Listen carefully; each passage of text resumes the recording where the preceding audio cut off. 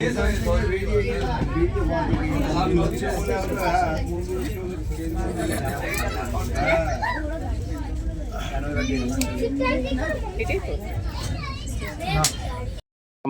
হেলিপ্যাডের সামনে দিয়ে হাঁটছি, দীঘাতে এসে গেছি।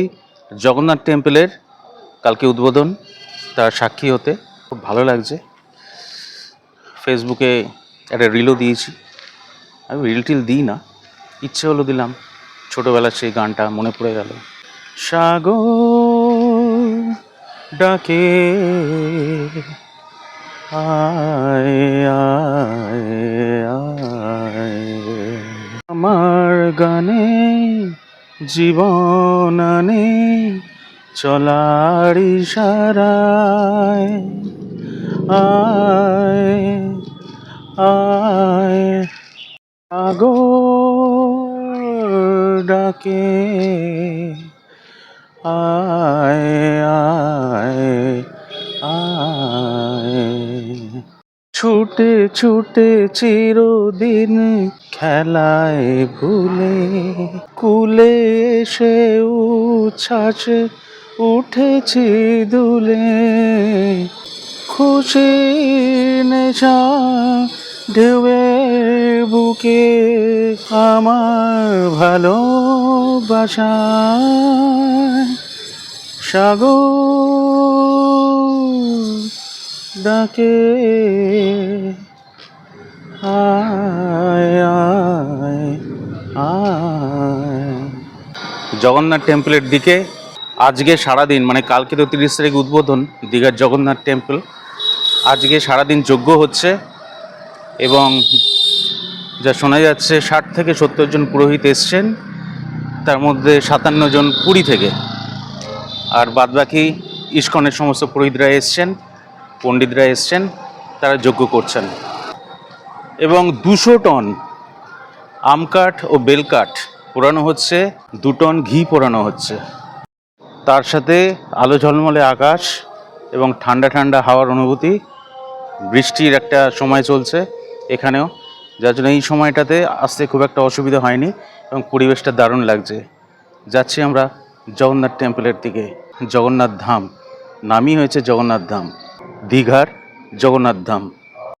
ইভিনিংয়ের পরিবেশ, এখন সান্ধ্যকালীন পরিবেশ, দারুণ লাগছে।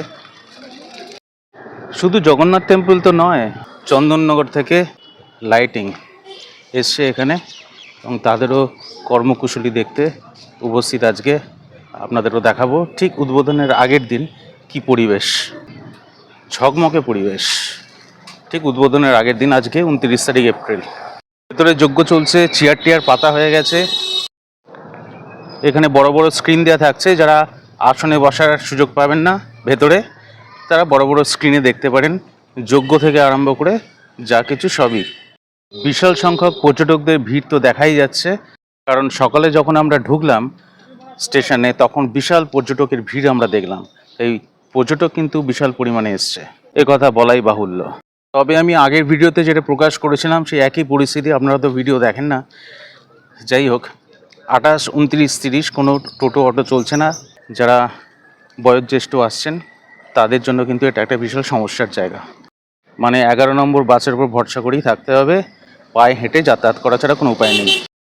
অনেক তো এরকম আছে যেসব ফ্যামিলিরা একটু বয়স্ক লোকেদের নিয়ে আসছেন, বা মহিলারা আসছে, বয়স্ক মহিলারা যারা আসছে, তারা স্টেশন থেকে নেমে হয়তো ওল্ড দীঘা, জাহাজবাড়ি এসব সাইডে হোটেল নিয়েছেন, তাদের পক্ষে কিন্তু পায়ে হাঁটা ছাড়া কোনো উপায় নেই। জগন্নাথ টেম্পলের ধারে কাছে চলে এসেছি, জানি না কেন লাইন, একটু দেখি কি ব্যাপার। মমতা দিদি আসছে। ও মমতা দিদি চলে গেল, মমতা দিদি চলে গেল, তাই এত লাইন।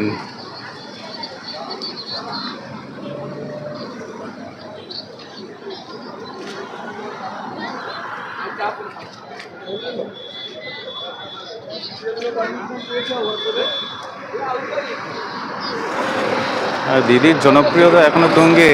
ওই তো দিদি তো এই গাড়িতেই গেল।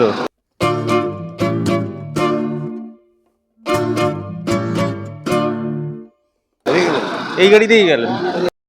দিদিকে আপনারা স্পট করতে পারলেন? আমি অল্প দেখেছি, দিদির খোঁপাটা দেখেছি। দিদির জনপ্রিয়তা এখনো তুঙ্গে। হেভি সাজিয়েছে, হেভি।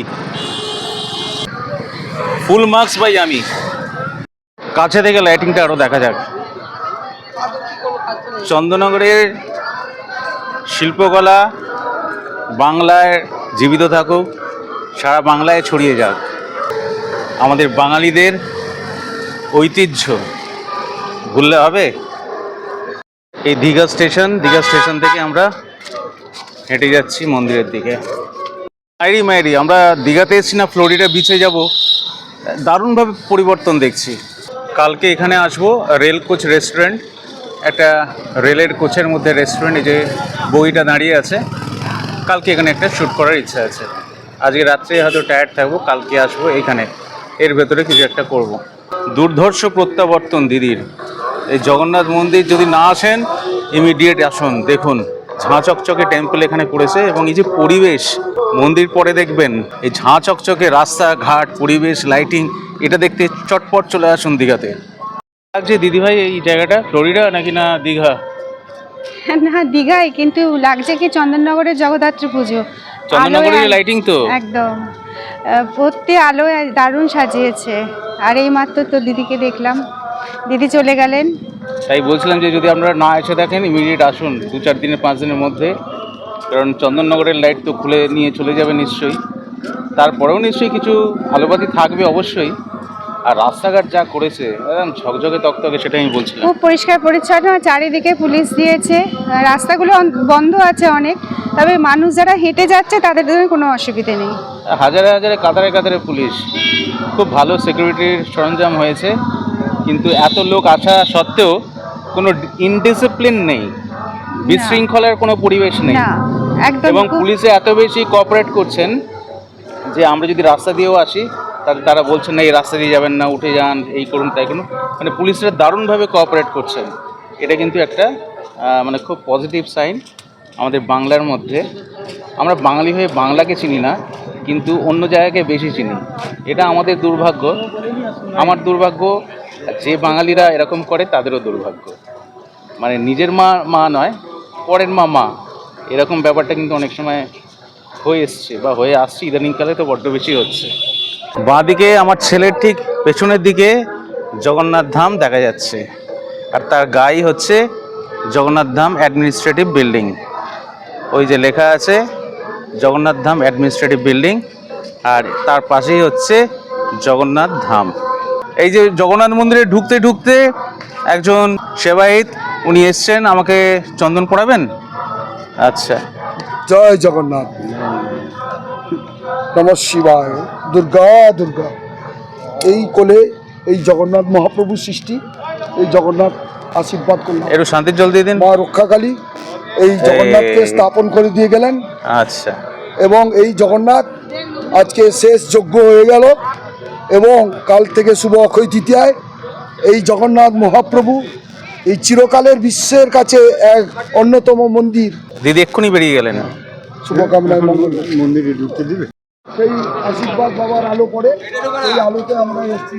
এই জগন্নাথ, এই জগৎগুরুর সংসারে আমরা সেই জগন্নাথ দীঘাপুরী ধাম। জয় জগন্নাথ। আজ থেকে দীঘাপুরী ধাম। জয় জগন্নাথ, জয় জগন্নাথ, জয় জগন্নাথ। এই আমরা ঢুকছি জগন্নাথ টেম্পল।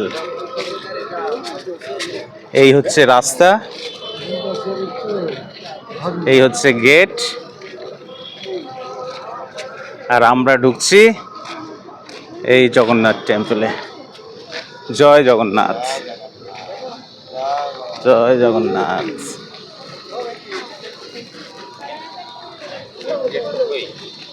একদম লাইভ।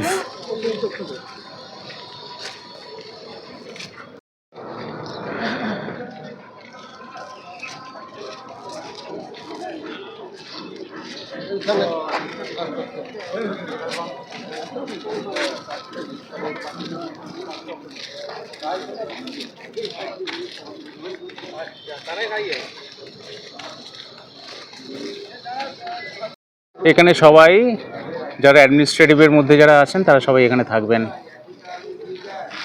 দুর্দান্ত করেছে বিল্ডিংটা।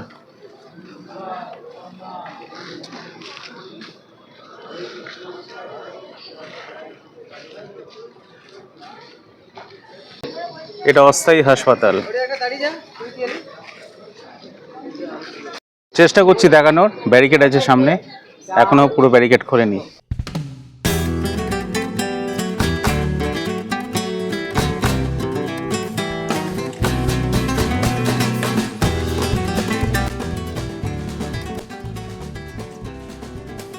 আজকে সন্ধ্যের এইটুকুই আপনাদের জন্যে।